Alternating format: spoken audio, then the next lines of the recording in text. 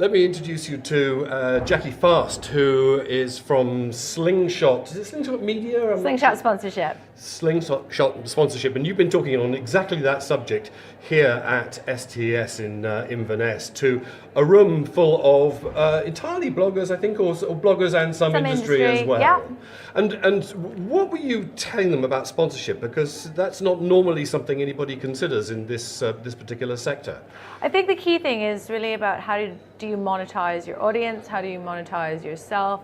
Especially travel bloggers and blogging, you know, people are quitting their jobs and trying to make this their living, their main income source, all of that.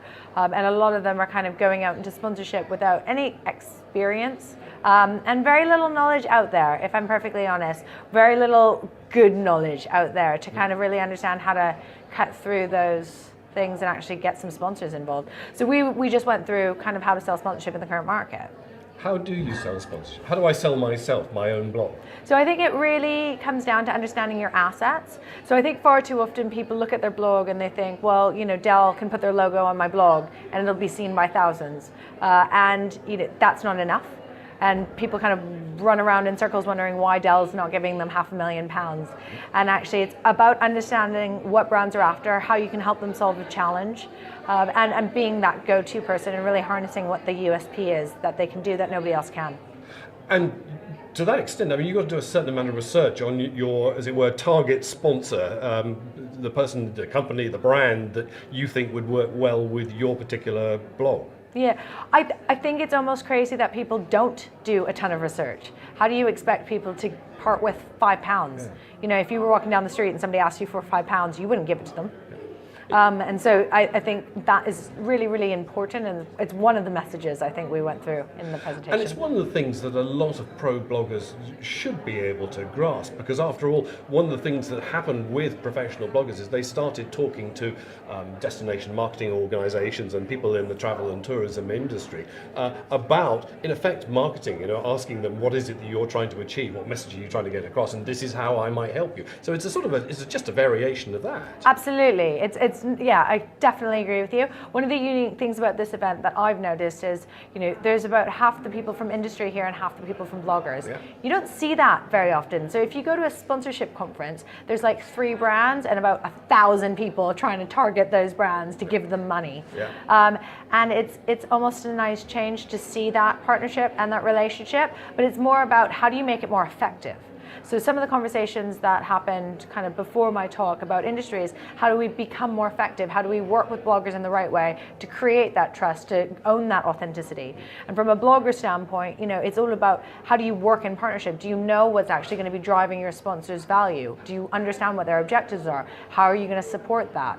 And it's really, once you kind of understand that, it just becomes a much richer experience and it becomes a much more valuable partnership for both people.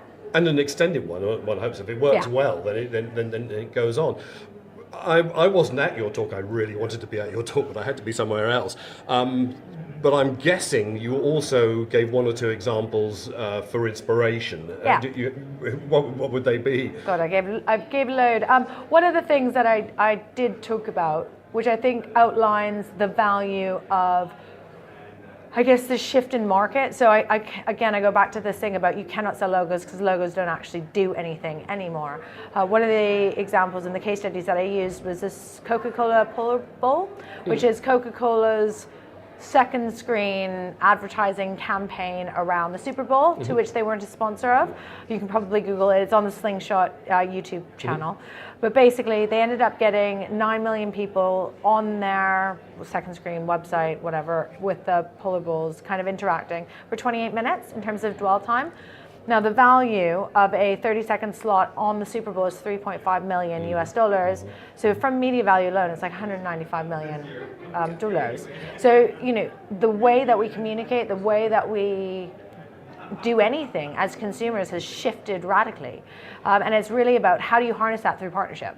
And are brands that are not necessarily directly involved in travel and tourism, so you know, not airlines, not ferry companies or cruise lines or whatever, but other brands that are sort of there running alongside, for example, suppose, travel insurance or Wi-Fi providers, that kind of thing.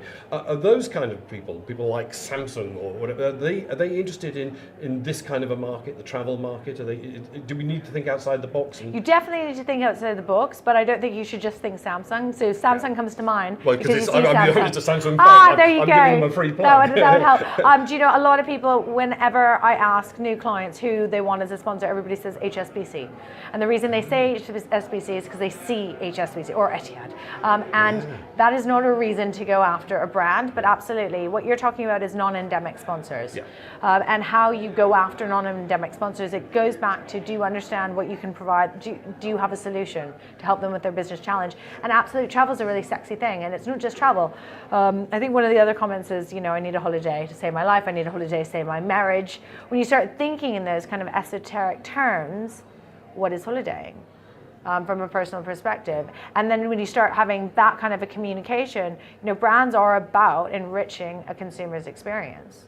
Holidays very much fit within that. And for individuals, there are bloggers, very successful bloggers, really good pro bloggers here. That's what this conference is all about. The cream of the crop are here.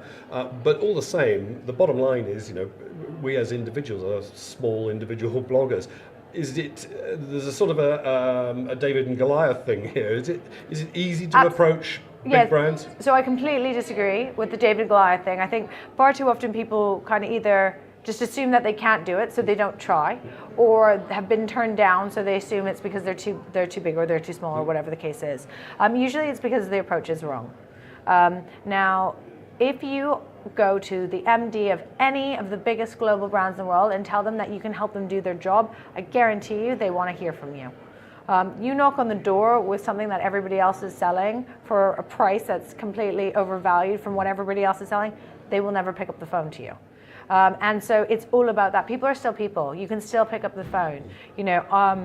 I speak to probably some of the world's biggest global CEOs, and it literally is really easy to get in touch with them if you have something for them. And there must have been a point for you when you started, when you picked up that phone for the first time. Good, yeah. Well, when I was much younger. Really, I think it's just a big misconception that it's hard to speak to these people, and it is really hard to speak to them if you don't have anything to offer. And I don't think it's fair for you get calls all the time for PPI insurance. You hang up the phone right away. Right? Yeah. So that is no different from a marketing director getting called about something that has nothing to do with their business, doesn't help them, doesn't solve any solution, and people wonder why they're getting hung up on. So evaluate what you have to sell, evaluate what your own product is, evaluate what your target sponsor needs and is looking for, and then be confident. Perfect.